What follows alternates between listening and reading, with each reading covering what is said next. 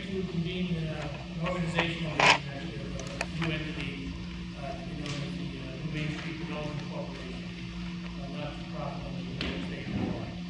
And basically, the reason for convening this, creating this corporation, is to access and frankly get our hands on the $24 million grant money that was provided for by the state of New York.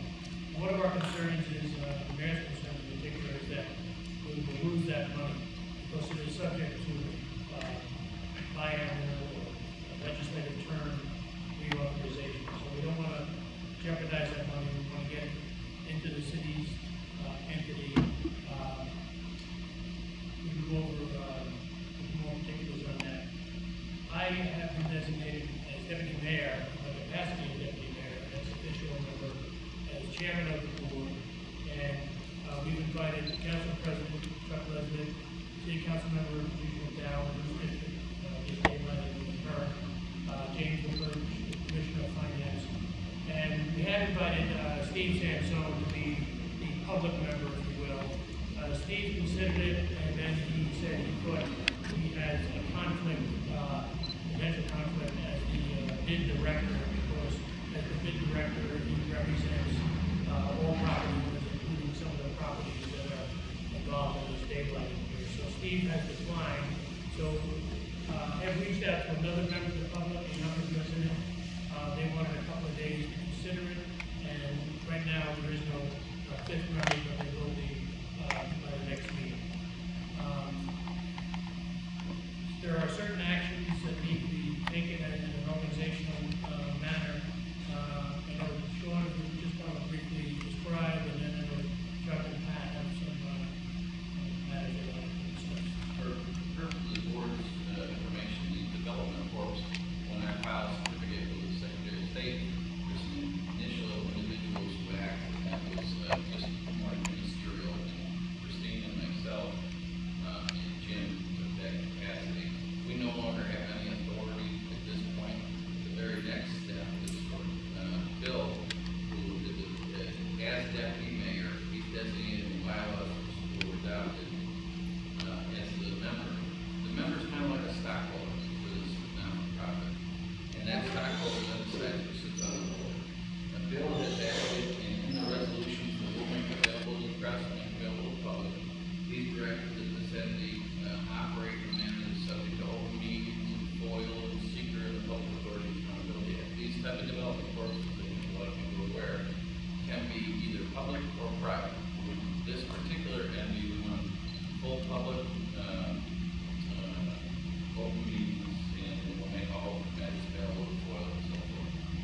Once Bill's taken those actions and invited certain individuals to sit on the board, his activity as a stockholder or member is concluded, and then we go to the actual meeting. Now, we announced all this as a public meeting because we intended for the board, when we initially get together, to have discussions in open session. So that's what we'll witness here for those of the public. We're about to go into the board meeting. The meeting of the members, Bill, concludes by him directing that it be subject to open meeting, subject to FOIL, subject to public authority accountability act, and he's inviting 4 individuals to sit on the board, one to be himself, then all ex officio, so the deputy mayor, the council president, the council member from the district, and the commissioner. With that, we can end the member meeting, and we'll now open the board of directors meeting. You know, Chuck and Pat have concerns over whether they, as members of the city council, elected officials, have any conflicts serving on this board and serving on the city council. So if you want to just address them.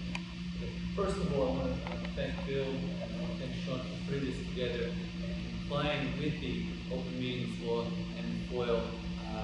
That hasn't always been the case, and we were very glad to have the involvement of the council and members of the community, so we appreciate that.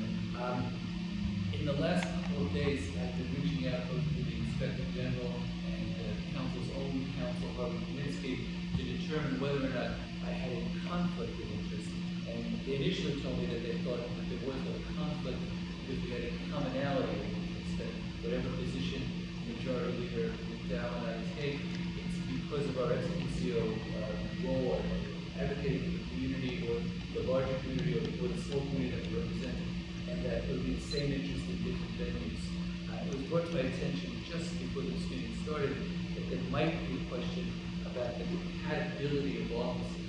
a different aspect of conflict of interest.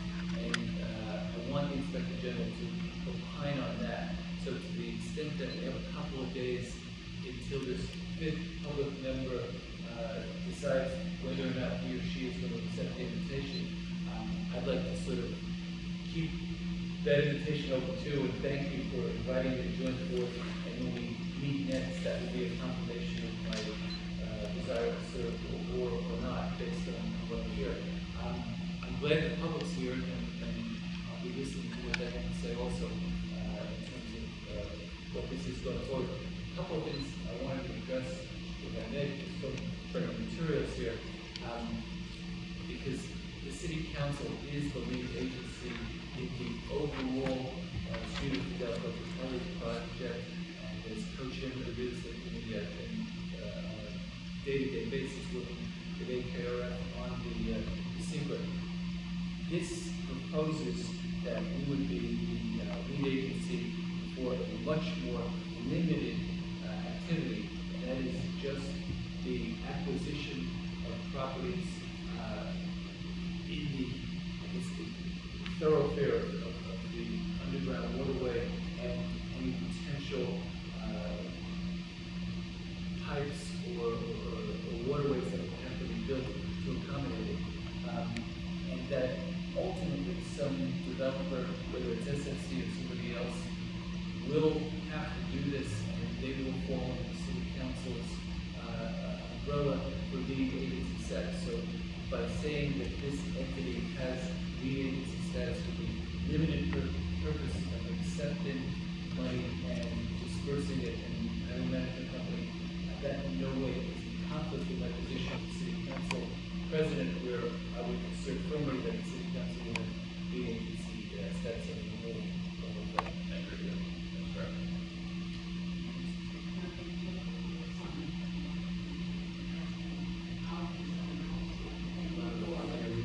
I'd also like to thank you for ranking certain forms for historical property ownership. And I think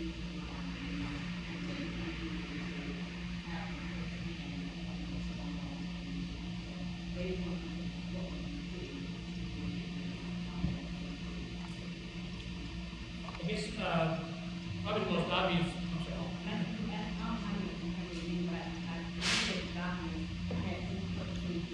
Yeah, I just want to get out of it. The obvious question is, why do we need to form local development corporations? So I'm going to turn that over to Sean. There's some very valid reasons, in particular liability protection for the city and its taxpayers.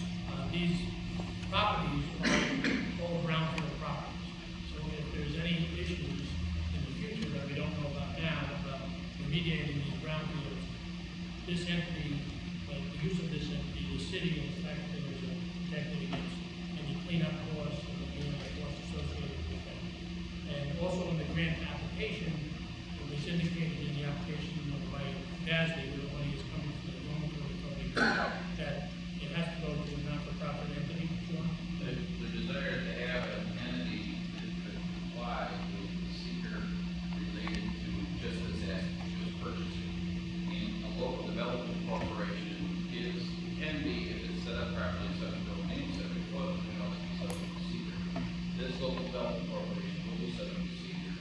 When you look at the whole project, which is the acquisition, potentially the acquisition of property going on grant money, there's only two agencies qualified to act under seeker. It would be the dormitory authority, state and providing grant money, and this entity. DASD prefers not to be the